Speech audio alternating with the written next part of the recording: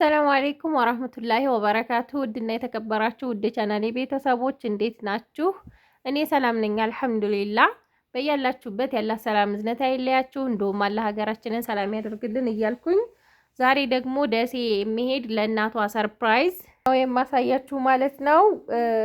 ረከቦት ከነ ማጨሻ እዚህ ጋር ጋቻ አለ፣ ዳንቴል አለ፣ ሲኒ ግማሽ ደርዘን አለ እስከነ ሱፍራው ማለት ነው። 5550 ብር ነው የፈጀው። 3500 ብር ረከቦት፣ 450 ደግሞ ጋቻ ትልቁ ማለት ነው። ይሄ 450 ብር።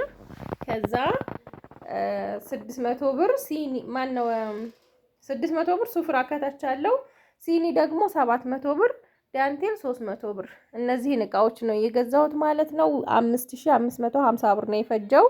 ያው አልጠፋም ኢንሻአላህ እቃ እየገዛሁ ነው። ላኪን ግን አንዳንድ ለምሳሌ የአንድ ሰው እቃ አንድ ነገር ይጎለዋል፣ የአንድ ሰው እቃ አንድ ነገር ይጎለዋል። ሰሞኑን ያው ትራንስፖርት ስለሌለ አለበለዛ አልጠፋም ኢንሻአላህ ማለት ነው።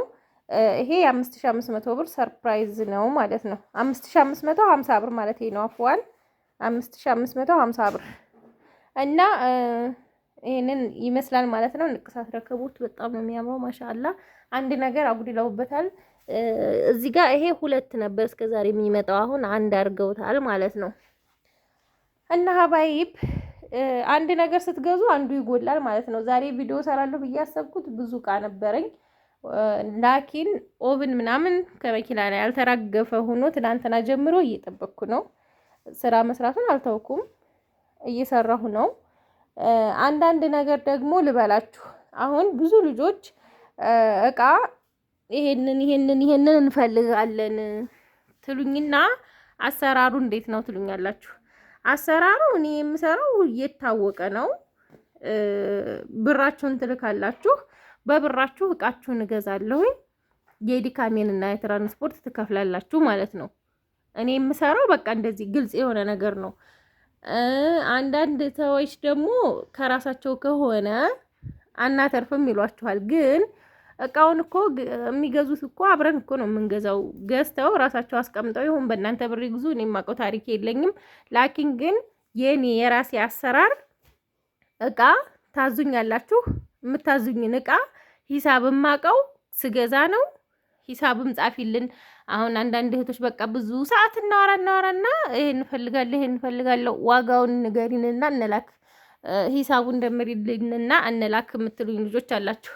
እንደዛ አይሆንም። ምክንያቱም እኔ አሁን ትናንትና የገዛሁት እቃ ሌላ ነው፣ ዛሬ የምገዛው እቃ ሌላ ነው ዋጋው ማለት ነው። ኢትዮጵያ ላይ ባለ ገበያ እንኳን አሁን ባለንበት ሳይሆን በፊትም ቢሆን እኔ ሂሳብ ሰርቼ አላቅም ታውቃላችሁ ሁላችሁም። እና ለምን እንደማልሰራ ደግሞ ታውቃላችሁ። ያው እየዞርኩ ስለምገዛ ነው። ሌላው ምንድነው የኔ የዲካሜ ጉዳይ ነው። እንዴት ነው የምትሰሪው ምናምን። የዲካሜ ማለት አሁን ለምሳሌ የ100,000 ብር እቃ የገዛሁለት ሰው እና የ500,000 ብር እቃ የገዛሁለት ሰው እኩል ስለማይከፍል እንደ እቃው ነው የምንነጋገረው ማለት ነው። እኔ ደግሞ ሲጀመር ይሄን ያህል ክፈሉ ብዬ ሂሳብ አውጥቼ አላቅም። ግን ይሄን ያህል መዲና አሁን ላንቺ ይሄን ያህል ብር እንኪ ስትሉኝ ካነሰኝ እኔ ምንም አላፍርም፣ ጨምሩ ላለሁኝ። ብዙ ብርም ከሆነ አሁን ለምሳሌ አንዷ ላይ ዛሬ እቃዋን አስጣፈች ምናምን 10,000 ብር ላንቺ ስትለኝ አይ ይበዛብሻል 7,000 በቃሻል አልኳት። ይሄን ምላት እኔ ብር ጠልቼ ወይም ደግሞ ሳልደክምበት ቀርቼ አይደለም። አንደኛ አሁን ባለንበት እኔ በፊትም ቢሆን ትራንስፖርትም ስለምከፍሉ እንደገና የኔም ሲሆን እንዳይበዛባችሁ የድካምን ልክ ሁሉን ነገር ስለማውቀው ነው። እኔም አረብ ሀገር ብዙ አመት ስለለፋሁኝ ያው ሳይሆንልኝ ቀረና ነው እንጂ 10 አመት እኔም ለፍቼ አይቼዋለሁኝ። የድካምን ልክ አውቀዋለሁ ማለት ነው። እና ለዛ ነው ይሄን ያህል ማለላችሁ። እናንተም ደግሞ የድካምን ልክ ታውቁታላችሁ። እኔ እየደከምኩኝ የኔን ላባበሉን ብዬ ስለማስብ ነው ሂሳብ ማላዋጣው ማለት ነው። እንግዲህ ይሄንን ግልጽ ላድርግላችሁ ብዬ ነው። ረከቦታችንን ይሄንን ይመስላል። ሱፍራዋን በጣም የምታምር ቆንጅዬ ሱፍራ ናት እዚህ ጋር እንደምታዩት ማለት ነው። ማሻአላህ ተባረከ ረህማን የሆነች ሱፍራ ነው የገዛሁላት። ከወደዳችሁት ላይክ ሼር እያደረጋችሁ እንዲሁም ሀገር ሰላም እንዲሆን ዓለም በሙሉ ሰላም እንዲሆን ዱአ አድርጉ ማለት ነው። በነገራችን ላይ በዚህ ሁኔታ የሚቀጥል ከሆነ ሀገራችን ብዙ ነገር ነው የሚደርስበት ማለት ነው። በቃ ብዙ ሰው ነው የሚጎዳው ብዬ ነው የማስበው። ዓለም በሙሉ ነው የሚጎዳው በዚህ በአሁኑ ጦርነት የሚቀጥል ከሆነ በተለይ ኢትዮጵያ በቃ ናፍታና ጋዝ ማነው ናፍታና ቤንዚን ከውጭ ከሆነ የሚመጣው ከውጭ ደግሞ ምንም ነገር መግባት የማይችል ከሆነ ቢያንስ እቃ አይኑር ግን እንደዚህ እንቅስቃሴ ካለ ቢያንስ ሀገራችን ላይ ያለ አሁን ገበሬ በተለይ በዚህ በደቡብ በኩል ሙዝ ማንጎ ምናምን የሚመጣው ከደቡብ አሁን መምጫው ሰዓት ነውና ሙዝ እንኳን በየጊዜው ነው የሚመጣው። በተለይ ማንጎ እነዚህ ነገሮች ማለት ነው አትክልት የሚሸጥበት አሁን ጥቅል ጎመን ምናምን በቃ ብዛት የሚሸጥበት ሰዓት ነው።